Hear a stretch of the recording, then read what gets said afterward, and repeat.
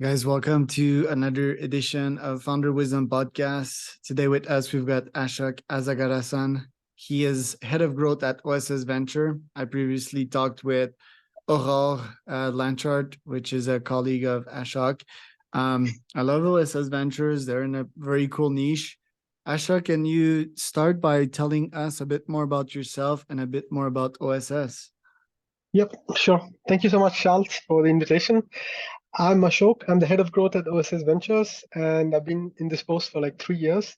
So I work predominantly for the growth of OSS with the VC funds, finding new industrial clients, as well as recruiting the best founders in the market from the tech world to get them into the manufacturing sector. Before this, I worked for a scale up in France as well, who scaled out to Amsterdam and the US. And before that, I was an intellectual property lawyer for 5 years. And that's it. So, from intellectual property lawyer to growth, what motivated that shift and how did you live that shift in profession? To start with, even during my college days, I was a runner. I did trail running. So I was the first Indian to do the Diagonale de Fou in La Réunion. And I was the first Indian to also do the Ultra Trail de Mont Blanc and the Tour de Géant. So I was sponsored by Solomon and Sunto back in the day. So because of that, I was kind of a micro influencer and I learned marketing and all the growth tactics. So I was like hanging out with Kylian Jornet and Francois then. And Kylian ran like Everest twice in 1 week. And I basically learned marketing and influencer marketing from Solomon.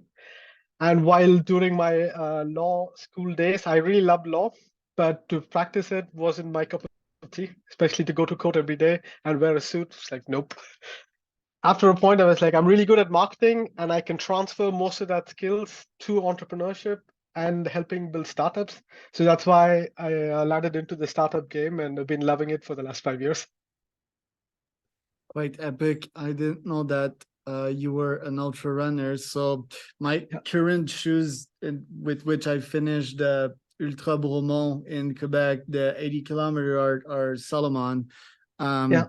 The red and black ones, I forget what they're The called. They're Ultra Lab, pretty, the S Lab Ultra 3. yeah, something like that. Yeah. They're quite good. I didn't get like any sprains or anything bad happened to my feet last time, so I was pretty impressed with that. Although, like Yeah. I preferred Nikes for speed. But let's talking about ultras. So Kilian is pretty high on my people that I admired list. Like he Yeah. broke several records. Yeah, Yeah. just yesterday I was reading his wiki. And I was reading as well about a guy that broke like 5 of his records. Do you know Yeah. who I'm referring to? Yeah. Uh, so it's like, yeah, I forgot his name, but anyway, I'm gonna check him out too. And yeah, I did El Pico de Orizaba. I think it was last year, Mexico's highest mountain. Yeah. I want to do have Everest and all of these nice places, and like Yeah. running high is basically that. I think it's the top of cardio, right? There's nothing harder that you can Yeah. And probably also do. like mentally as well to Yeah, go out of your comfort zone. I started with Ironmans from college. I was part of the triathlon club. And then I was but like, there's okay, this Ironmans is in India. no, I did my education in the UK. Okay, And we do have Ironman in Goa. And we also have trails in the Himalayas. So I'm actually the selectioner for the ultra running team for the World Championships for the trail and 24 okay, hours. okay. And I was Pretty part cool. of the team 5 years ago.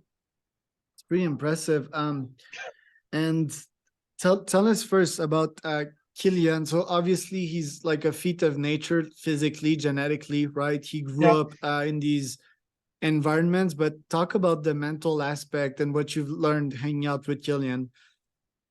I think the basic aspect is he started training, competing from the age of 10. And he grew in the mountains in the Basque region. No, it's a Catalonian region. I Yeah. think his parents were living in the refuge at 2,000 meters. So he had that as well as his parents alpinists, and he started doing alpinism at like 7 years old. That played a huge factor, and he started competing in ski mountaineering from the age of 12. And the best runners that I've seen, like Francois Dehaene, even the best French runners, they have a ski mountaineering background, or they switch. So they do 6 months of trail and 6 months of ski. So they don't get any big injuries, whereas the American runners like Jim Walmsley or who else, they do like 12-month block of just running. And that I've seen, like, I've been on the sport for like 10 years now, and they last 2 years, 3 years max. And by the fourth year with the wear and tear, they can't be consistent. Like Tim Olsen was a big example. But if you see the European guys like Francois there, like 6 months, they don't do any running. Even Killian's wife, Emily, they don't do zero running. They do ski mountaineering, or they do a lot of cycling or trekking. And they do only like a 4 month block from June until September, and that's it. That's their trail running season. I think that's the big secret for longevity, as well as like having multiple objectives. Like Killian, he does maybe 4 races now a year, and the rest are his personal objectives, summits of his life. And ski mountaineering, for those that are not familiar, is climbing with your ski up a mountain and then you go down in skis, right? Yeah. So first And there's really like low joint and ligament impact just from yeah, climb, and sometimes it's in the snow. yeah, But very hard on the cardio, very hard, especially with altitude. yeah.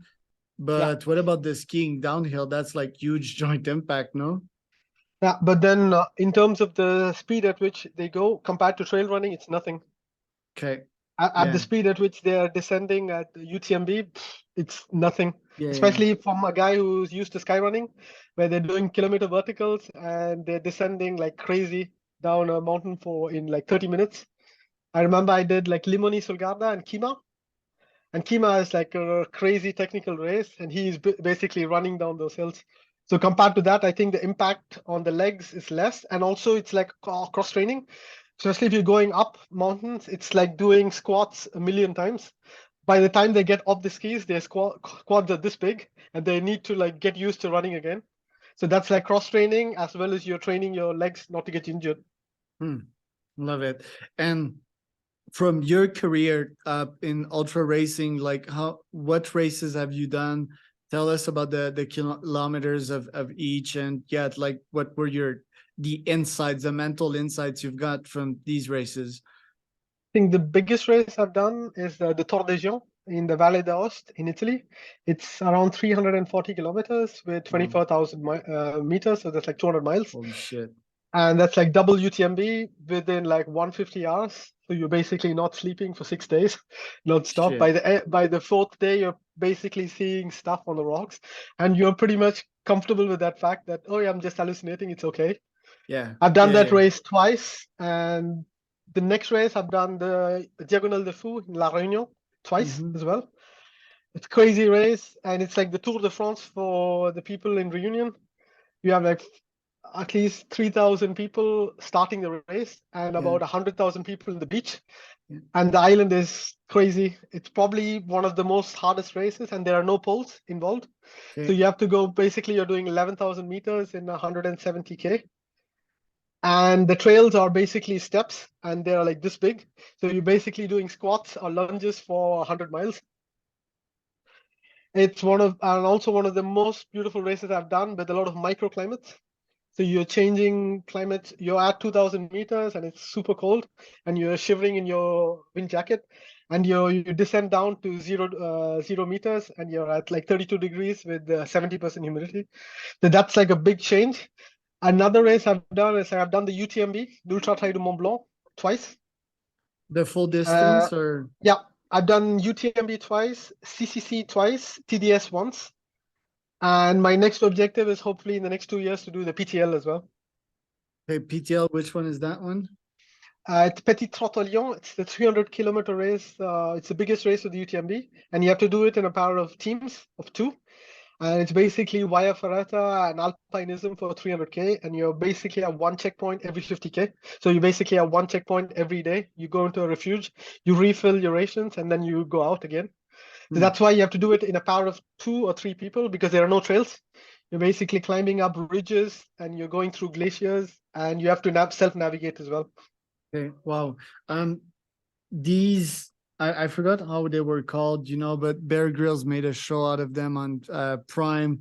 But these was like the in Fiji, I believe, the world's hardest race. What did you think about these? I think it really depends on, people like to say like this is the hardest thing, like Barkley is the hardest thing, but really it depends on the context and how you do it. Some people do it for to get more marketing, saying like, oh, I'm doing the hardest thing. But you have other people just doing races which are like crazy, like FKTs in the US are Mhm. another level.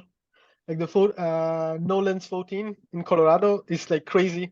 There is no race which is comparable to that feat physically, but then people don't even talk about it. They're like drinking over, chatting over beers. It's like, oh, I just did Nolan's 14 or Barkley for that matter, which costs nothing basically. I think it costs 50 cents to enter, compared to the hardest race, which people show is the Marathon des Sables, which costs like $3,500, and it's a stage race. So you're basically sleeping every night. So you're not really going through the real physical aspects of fourth night or fifth night without sleep deprivation. It's a completely different ballgame. The Iditarod Trail I think it's US in Alaska, where you're doing a race of like 1,000 miles, Yeah, I basically have single that foot, one on single my stage, list. and nobody even talks about it because you can either do it on a husky or on a bike or on a trail. I know a guy who's done it and he doesn't even talk about it. He's like, yeah, it's just one of those things. So it really depends on the context, and it depends on your mind as well, like what do you define as what's possible. Yeah, exactly. And the hallucination thing, you talk about 5 days. So I was Yeah, already hallucinating after like one day of like no sleep. So to imagine like five, like, yeah, these are full on hallucinations. What's mental models have you developed from that? What have you learned from the mindset perspective from all of these I think it's races?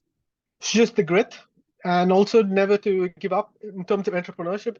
You have a lots of highs and downs. Whereas if you're doing a marathon, you maybe hit the wall twice. Whereas if you're doing an ultra trail, you hit the wall, I don't know, 40, 50 times. At one point, you're like, this is totally normal. It's going to pass as Yeah, well. yeah. Or probably I'm just hungry. I have a nutrition issue. I'm like really strategic, but I'm looking at how do I get to the next checkpoint and what are the goals that I need. And I break the, like a race like 340 kilometers, you can't mentally mind map the stuff. You're just like, okay, I have a life base at 50K. How do I break this section into multiple smaller sections? And I'm basically just navigating the uphill and then getting down and refueling. And what's my strategy with, am I sleeping? Am I eating well? And am I taking care of my physical aspects, but my body is not breaking down? That's like the basic stuff I'm looking at. The rest, I'm not really bothered about what's going to happen at 250 at kilometer 280. I'm like, I don't care. I'm just here and live in the moment. I think that's super important. The key takeaway is to just be in the moment and focus on the next hill that you're climbing or descending, just like the next challenge. Love it.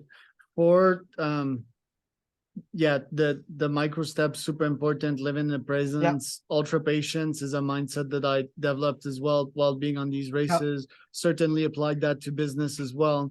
First question is yeah. why are you this way? Like why are you batshit crazy? Like I would say it, or I mean, if I would talk to myself, that's how I would define myself. I know that I am somewhat crazy. I've always been such like a crazy kid with almost like no fear. Yeah. I don't know, maybe I wanted to be special, or I understood that this is what I needed to lead the way. Why are you this way? I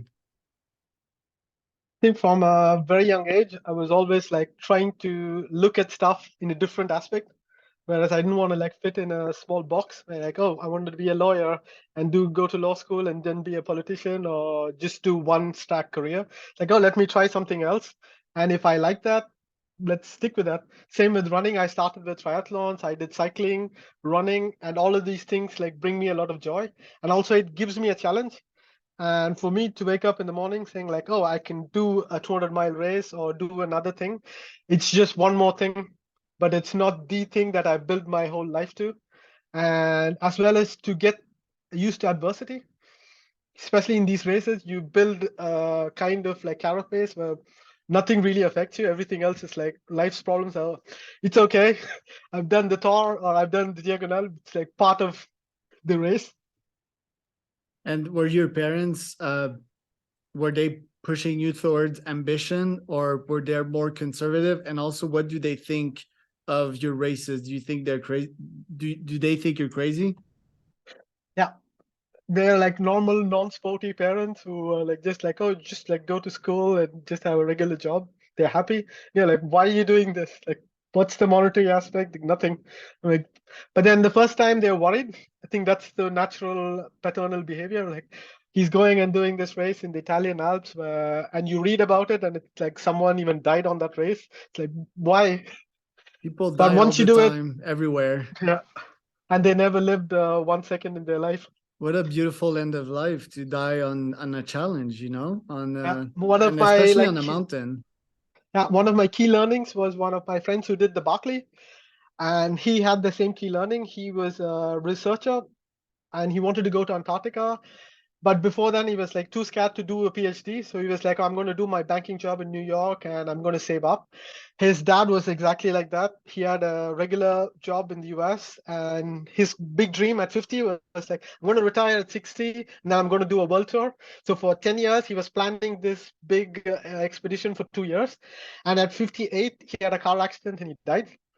So then he got all of this money, and my friend was like, okay, now I just want to live my life right now, not for in the next 10 years, not in the next 25 years. Live in the moment and to do what you really want to do, not just be like, I want to live for someone or just to live for society's expectations. Correct. And when I think about these races, there's different types of pain. The not sleeping one is probably my next one to tackle, because I haven't done Yeah. much events of not sleeping. And it's just a different perception, right? It's just a part of the brain. Oh, there's muscle pain. Oh, there's a bruise pain. Oh, there's yeah, having your feet all fucked up type of pain. And Yeah. I think it's just a mental zone, like why today I was about to write a post on LinkedIn along the lines of, why do we convert pain into painful stuff? Pain is just a signal. Pain is just, like I'm feeling this ring on my finger, I'm feeling this watch on my wrist. Yeah.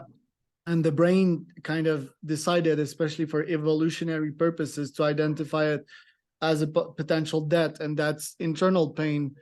How do you avoid these types of pain? Like, is it like through pure action and learning that this pain will not kill you, or that it's not associated with anything negative? I think it's about mental conditioning and training. I train specifically when I'm doing like a 2 or 3 day state race. I try to like wake up at midnight and to go for a run between midnight to 3 a.m. with a head torch in the mountains to get used to that environment. Especially some people, like, they live in the city and they've never gone out in the mountains, let alone run in the night alone, just to get to that part of that fear, and then you're like pretty much used to it. For me, a lot of people are asking at the tour, like, how is it like the fifth or sixth day? For me, the sixth day, your body is completely used to it. As humans, we adapt so quickly. It's the first night is the most difficult. Second night, you're kind of used to it. Actually, it was the week after. Getting back to a regular sleep schedule was the hardest for me, because I was waking up every 2 hours thinking I was at an aid station, like 1 week after the race, because your mind gets so used to it. Thing is just making that mental switch, and also to accept that this is totally normal, even though you're not in control. As humans, we have a mental bias to be in control of every situation. Sometimes you're like, this is what it is. And you also make the mental step of, okay, right now I have a slight injury, or I'm getting slower in the night. So how do I adapt and be super agile? And these are transferable skills that you can always use for your professional life as well. Yeah, huge insights here. So the first, waking up at midnight and going in the mountains, I think that society always teaches us that there's dangers everywhere, while we Yeah. live in like a bubbled up cocoon, and that's incredibly toxic for most of us. I think, that's what we're seeing in society, with people freaking the fuck out because of the economy. But like, reality is, these people had everything since birth. Yeah. We've never been raised in discomfort, especially us Westerners. We always had everything. So I think getting back in that hardship is incredibly useful. Then Yeah. I want to ask you, because like shit happens, shit may hit the fan. How close how many times were you close to death from this passion of yours, this dangerous passion of yours? And what lessons did you learn from being so close to death?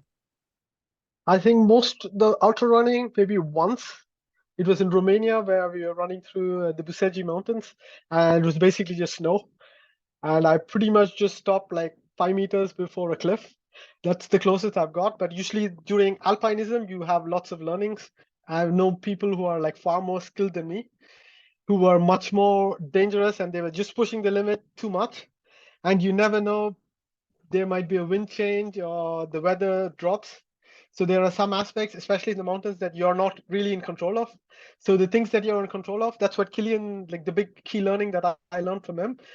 He told me, like, I know guys who are way more talented than me, but then when I know during training, I never push my limits. If I know the weather is bad, I turn back. There's always the next day. And that's the biggest thing, to know when to pull the trigger and to when to not when you're going to back off. And that's very And to have instinctual, that right? maturity. Yeah. And yeah, that comes with experience as well. If you have like 5-10 years experience, you know this is probably crazy weather, I need to retreat. If this is your first time you're doing it and you're not able to distinguish between the wind chill and the cold weather and what type of gear to wear as well, it really depends. And with Yeah. experience, you kind of add different layers, and also the type of risks you take kind of gets to the next level as well. Yeah, sure. And one key lesson that we can transition to business, because we're going to slowly transition this conversation towards business, is that start early, right? Like a lot of people, they Yeah, never start, they never test out anything. And one clear insight from Killian is that he started his career at a very young age. Yesterday, I talked with an yeah, entrepreneur. He started his career at 10, and I'm jealous of him. Like, shit, what would I have been, if I would have yeah, stopped playing World of Warcraft and Call of Duty at this age and focus my energy on business? And I'm transferring this kind of anger towards helping future generations to start early, and my kids when I'll have yeah, them. I want to ask you, because there's many trends. Some athletes, they become founders and CEOs, and now we're seeing vice versa. A lot of CEOs that are transitioning to athletes. I want to take a couple minutes to talk about that. First, is your micro influencer career over, or do you want to? Are you still working on being a sponsored athlete in the ultra world? Right now, I'm not. I can't take sponsors because as the selector of the Indian ultra running team, I'm like obliged to not to be neutral, because otherwise there'll be like selection issues where if I choose athletes from Solomon or Ultra. So right now I have to stay neutral. So for the moment, I don't do anything, but I still do my races. Like this year, I'm going to do the Diagonal de Fou. I'm doing another race, Ehun Milak, in the Pays Basque, in the Basque region. It's like 100 miler, and it's a qualifier for hard rock. So I'm still doing the things big out of passion, not because I want to compete at the highest level. So it's still part of me. What are the advantages? Because me as a CEO, I run multiple companies, and I would see it cool because I do something that I like. I would develop my mindset at the same time, and I'd be Yeah. paid doing it. So what are the advantages of having your own little micro influencer career as an ultra athlete? And why is ultra a good niche to start as a sport? Think it teaches you discipline. There is no faking it. Even if you're the most talented individual in the world, to do an ultra, you have to do the miling, you have to do the training, and you have the discipline over years, not just like, oh, I'm going to do this in 6 months. I'm going to run a half marathon or marathon. For a 100 miler in the mountains, you probably need at least like 2-3 years of training. On top of that, to get to a level where, okay, now I feel comfortable and to step up. Think that little by little incrementation and doing iterations with training your kid, changing your diet, and to juggling different things, because almost 99% of the ultra runners I know, including Francois, they have a business or they have a life. And this is just a side gig or a passion. Love You it. can rarely And make this as a full-time job. I often study sports as a business, like I had a guest last week. We were talking about innovation in golf. Golf is a sport that is very much ripe for innovation, and there's a lot of potential Yeah. that I see in that sport. There's obviously MMA and UFC. I think that the slap thing of Dana White was completely stupid. I don't think lots of people are Yeah, gonna do it and or watch. Why risk your brain? It's completely fucked. yeah, But I mean, I could say the same with like risking your knees with ultras and so forth. Although we might discuss about that, and we already discussed some tips with that. For example, sky running or ski mountaineering. yeah. The question I have for you uh, is like, what does it take for a CEO to transit from CEO life to being an athlete, micro influencer? Because they have their network, um, they have money also. Like, what is the Yeah. first step? Is it achieving results and then going for sponsors, or is it having the subscribers? Because we're seeing a lot of influencers nowadays with not necessarily a lot of money, but they've got the subscribers and the followers. Yeah. For example, a bad example would be the Liver King dude, and the James guy, forgot his name. But anyway, they're grabbing these or best a better example is Logan, Paul, the Paul Yeah. brothers. So how do you start basically as from CEO/entrepreneur to influencer/fitness influencer? Because the best entrepreneurs I know are really have good sales ability and good marketing skills. They've already picked it up. They've done it well, at least to a decent extent with their business. So there are transferable skills that they can do it, and they're really good storytellers because you're pitching in front of VCs, you're pitching in front of like people you're going to hire. So naturally, you have the storytelling skills. So these are transferable skills to create content marketing for something that you love. And Right. also you have the discipline to, I think most entrepreneurs that I know, they want to be the best at everything that they do, and that mindset already makes you one of the top 10%. Yeah. I've got a couple of ideas to pitch you on, a couple of ideas of mine, but first I want to go philosophical. Is the best ultra athlete gonna run forever? It depends. Like the best I've known like 20 years ago was Marco Olmo, and he won UTMB when he was 60, But I and mean, he's still like running. they would run every day, at every minute of Yeah, the day, forever. Would that be the best ultra runner? could be. Is there like no end to it? Because that's a question I get asked, I don't have any plan to stop. It's, I mean, 340 kilometers, that's intense and so forth. Obviously, Yeah, it's a big time commitment. Maybe I'm not ready to take it, but yeah. is that the finality of ultras, running forever Mm, to infinity? I think there is one race in New York. It's called the Sri Chinmoy 10,000-kilometer race. Yeah, So running you're around the basically, park, right? yeah, running around a 1 mile block for 2 months. Basically, Yeah, you're doing, I think, 100K a day for 2 months. yeah. And But I mean, and it people leads are to saying like enlightenment, mentally, It's yeah, like it's kind of it's like a Vipassana retreat, kind of. yeah, I think you get like similar insights, plus the cocktail of chemicals. Meet like and the personally, transcendence, yeah, yeah, I like meditating after very long hard work, and it's my best meditations ever. The focus is yeah. like instantly there. Um, and I think that the brings best, me, yeah, yeah, go I can ahead. add one more topic. I've seen like the best PhD researchers that I know. They make some of the best ultra runners because they say the whole day you're focusing on one problem, and just to get your head out, instead of doing yoga or whatever, you go for a run and you pretty much have the same effect. And the best thinking or the best problem solving that you can do is during the run, Yeah, especially during a long run. You have like 2 3 hours ahead of you, yeah, and you have the best ideas because your physically and chemical actions in your correct. physical aspect, it gives you a different aspect of how to problem solve.